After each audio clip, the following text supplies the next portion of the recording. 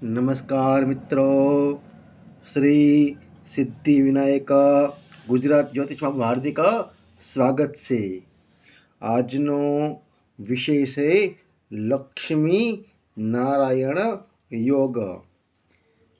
કે જન્મ કુંડળીમાં લક્ષ્મી નારાયણ યોગ ક્યારે બને છે તેના વિશે આપણે જાણીશું.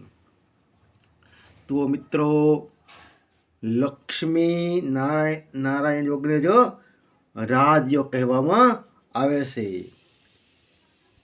જુઓ મિત્રો, આપણે આગળ પણ જાણી ગયા હતા કે 1, 4, 7 અને 10 આ 4 ભાવને કેન્દ્ર ભાવ કહેવામાં આવે છે, અને 5 અને 9 આ 2 ભાવને ત્રિકોણ ભાવ કહેવામાં આવે છે. ઘણા વિદ્વાનો પ્રથમ ભાવને એટલે કે આને આપણે લગ્ન ભાવ પણ કહીએ છીએ, એ ભાવને પણ ત્રિકોણ ભાવ કહે છે, પરંતુ મોટાભાગે આની ગણના કેન્દ્રમાં જ થાય છે. તો જ્યારે કુંડળીમાં કેન્દ્ર અને ત્રિકોણના ભાવના અધિપતિ જે પણ ગ્રહો બનતા હોય અને એની યુતિ કોઈ પણ ભાવમાં થયેલી હોય ત્યારે લક્ષ્મી નારાયણ યોગ બને છે. એને જ રાજયોગ કહેવામાં આવે છે. આપણે દાખલો લઈએ કે આ મેષ લગ્નની કુંડળી છે, કારણ કે પ્રથમ ભાવમાં 1 લખેલા છે. આપણે એક ઉદાહરણ લઈએ તો આ મેષ લગ્નની કુંડળી છે. તો મેષ લગ્નનો અધિપતિ મંગળ થાય છે, અને પંચમ ભાવમાં સૂર્યદેવની રાશિ આવે છે, નવમ ભાવમાં ગુરુદેવની રાશિ આવે છે. તો અહીંયા સિંહ રાશિ અને અહીંયા ધનુ રાશિ. તો મંગળની સાથે સૂર્યદેવની યુતિ કોઈ પણ ભાવમાં હોય ત્યારે લક્ષ્મી નારાયણ યોગ બને છે. એવી રીતે મંગળની સાથે ગુરુદેવની પણ યુતિ કોઈ પણ ભાવમાં હોય તો પણ લક્ષ્મી નારાયણ યોગ બને છે. કર્ક રાશિનો અધિપતિ ચંદ્ર થાય છે,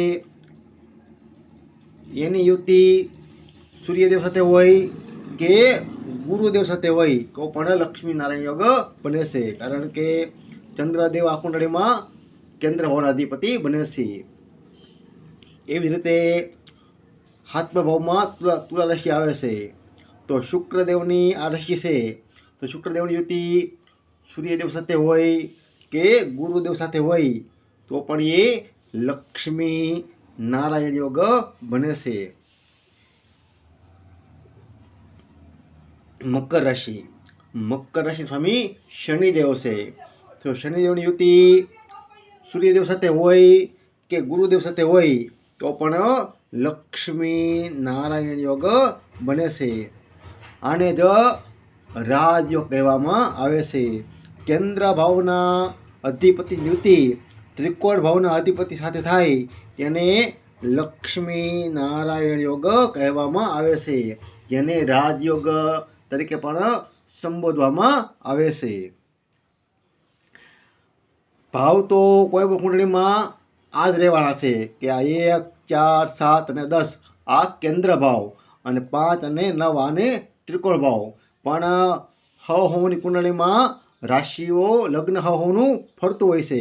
સમજી લો કે આયા મેં મેષ લગ્ન મૂકેલું છે, તો કોઈનું અહીંયા મકર લગ્ન પણ હોઈ શકે, કુંભ લગ્ન પણ હોઈ શકે, કર્ક લગ્ન પણ હોઈ શકે. તો એના આધારે તમારા કેન્દ્રમાં કઈ રાશિ આવે છે, ત્રિકોણમાં કઈ રાશિ આવે છે, એના અધિપતિ યુતિ કયા ભાવમાં થયેલી છે તે પણ જોવાનું રહેશે. જો એ કેન્દ્ર અને ત્રિકોણના ભાવના અધિપતિ યુતિ થયેલી હોય તો એ લક્ષ્મી નારાયણ યોગ કહેવામાં આવે છે, અને ખૂબ જ સારું ફળ આપે છે. આ લક્ષ્મી નારાયણ યોગ કઈ રીતે બને છે? તો કેન્દ્ર જે છે 1, 4, 7 અને 10 એને નારાયણ કહેવામાં આવે છે, એટલે કે વિષ્ણુ ભગવાનની ઉપમા આપવામાં આવેલી છે. અને ત્રિકોણ ભાવ 5 અને 9 આ બે ભાવ છે એને લક્ષ્મી જે કહેવામાં આવે છે. એટલે તે બંને સાથે મળે તો લક્ષ્મી નારાયણ યોગ બને છે. આ લક્ષ્મી નારાયણ યોગ કોઈ પણ ભાવમાં બનતો હોય તો એ શુભ ફળ આપે છે. પરંતુ જો કેન્દ્રમાં બનતો હોય અથવા ત્રિકોણમાં બનતો હોય તો એ વધારે શુભ ફળદાયક બને છે. બીજા ભાવમાં પણ એ બીજો કોઈ પણ ભાવની અંદર એ યોગ બન્યો હોય તો પણ એ રાજયોગ કહેવામાં આવે છે. પરંતુ જો કેન્દ્ર અને ત્રિકોણમાં એ બનતો હોય તો એ યોગ વધારે ફળદાયક બને છે. એ માટે કોની કુંડળીમાં કયા ભાવમાં એ યોગ બને છે, કઈ રાશિમાં બને છે, કેવી રીતે બને છે, એ પણ ખૂબ જ મહત્ત્વનું રહે છે. ગુજરાતી જ્યોતિષ વિષયક વિડીયો જોવા માટે મારી શ્રી સિદ્ધિ વિનાયક ગુજરાતી જ્યોતિષ ચેનલને સબસ્ક્રાઈબ કરી શકો છો. તેમાં મિત્રો વિડીયો પસંદ આવે તો લાઈક કરો, શેર કરો અને ચેનલને સબસ્ક્રાઈબ કરો.